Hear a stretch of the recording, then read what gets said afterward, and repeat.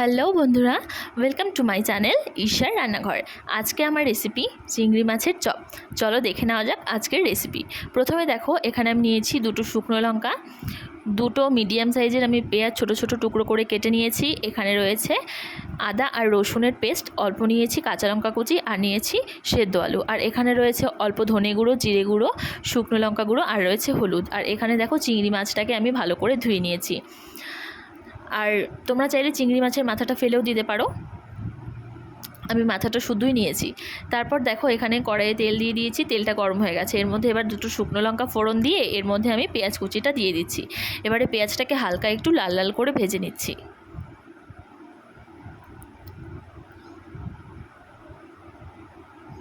তারপর দেখো, এর মধ্যে আমি দিয়ে দিয়েছি কাঁচা লঙ্কা কুচি, কাঁচা লঙ্কাটিও এটাকে একটু ভালো করে ভেজে নিচ্ছি।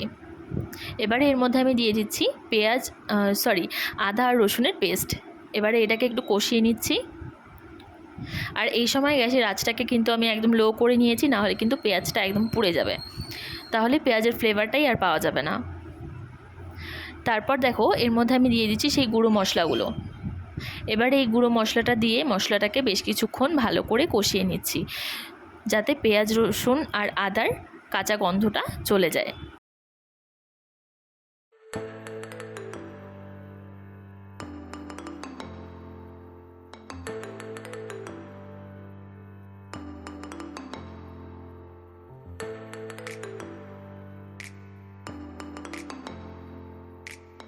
এই পাশে দেখো, আমি সেদ্ধ করা আলুগুলোকে হাত দিয়ে একটু ভেঙে ভেঙে দিচ্ছি, তাহলে আমার মিক্স করতে কড়াইতে সুবিধা হবে।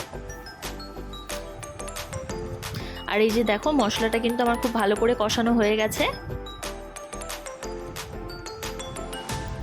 এবারে এর মধ্যে আমি ভেঙে রাখা আলুগুলো দিয়ে দিচ্ছি। এবারে এর মধ্যে দিয়ে দিচ্ছি আমি পরিমাণ মতো নুন। তারপর এটাকে আমি ভালো করে আরও কিছুক্ষণ মিশিয়ে নিচ্ছি।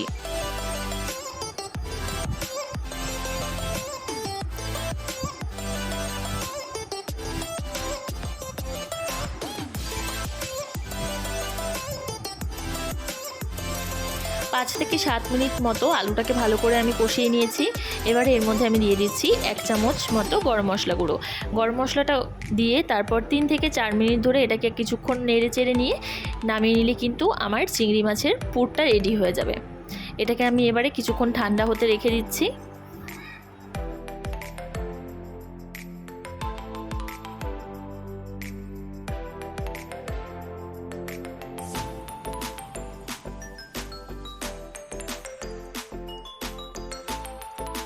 দেখো, পুরটা আমার ঠান্ডা হয়ে গেছে। এখানে নিয়েছি আমি ব্রেড ক্রাম্বস, তারপর নিয়েছি এখানে আমি দুটো ডিমের মধ্যে সামান্য একটু নুন দিয়ে দিয়েছি, আর দিচ্ছি আমি 1 চামচ মতো চালের গুঁড়ো। তোমরা এখানে চাইলে ময়দা ইউজ করতে পারো। আর এখানে নিয়েছি আমি অল্প একটু শুকনো চালের গুঁড়ো। তোমরা কিন্তু এখানে ময়দা ইউজ করতে পারো বা কর্নফ্লাওয়ারও ইউজ করতে পারো।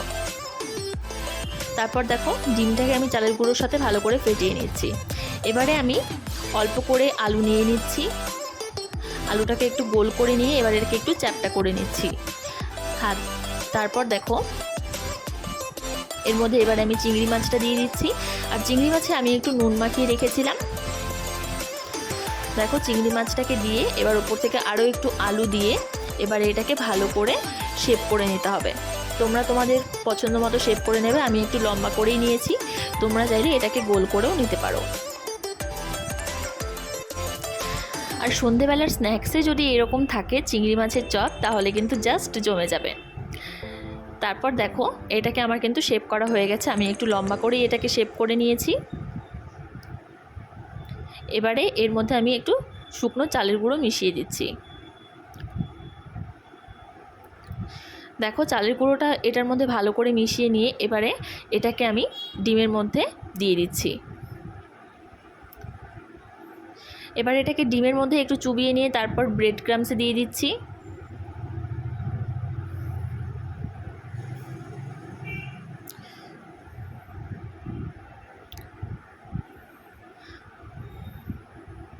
দেখো, তারপর এটাকে আমি আরও একবার ডিমের গোলায় দিয়ে তারপর আরেকবার ব্রেড ক্রাম্বসে দিয়ে দিচ্ছি। মানে এটাকে আমি দুবার করে কোট করছি, তাহলে ওপরে লেয়ারটা ক্রিস্পি হবে খেতে। তারপর দেখো, আমার দুটো চপ করা কিন্তু রেডি হয়ে গেছে। এরপর একে একে আমি সবগুলো চপ কোট করে নিচ্ছি। তারপর দেখো কড়াই আমি সাদা তেল বসিয়ে দিয়েছিলাম, তেলটা হালকা একটু গরম করে নিয়েছি আর গ্যাসের আঁচটাকে একদম আমি লো করে নিয়েছি। তারপর চপগুলোকে আমি ছেড়ে দিচ্ছি। এবারে চপগুলোর ওপর দিয়ে একটু তেল ছিটিয়ে দিয়ে এটাকে হালকা করে নেড়ে চেড়ে দিচ্ছি। আর তোমরা গ্যাসের আঁচটাকে একদম কমিয়ে নেবে, তাহলে দেখবে চপটা কিন্তু পুড়ে যাবে না। আর তেলটা কিন্তু খুব বেশি গরম করা যাবে না, তাহলে কিন্তু চপটা দেওয়ার সাথে সাথেই পুড়ে যাবে।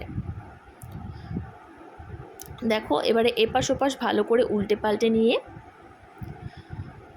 5 থেকে 7 মিনিট ধরে এটাকে ভেজে নিলে কিন্তু রেডি চিংড়ি মাছের চপ। ভিডিওটি ভালো লাগলে লাইক কমেন্ট শেয়ার আর আমার চ্যানেলটাকে সাবস্ক্রাইব করে দিও। টাটা।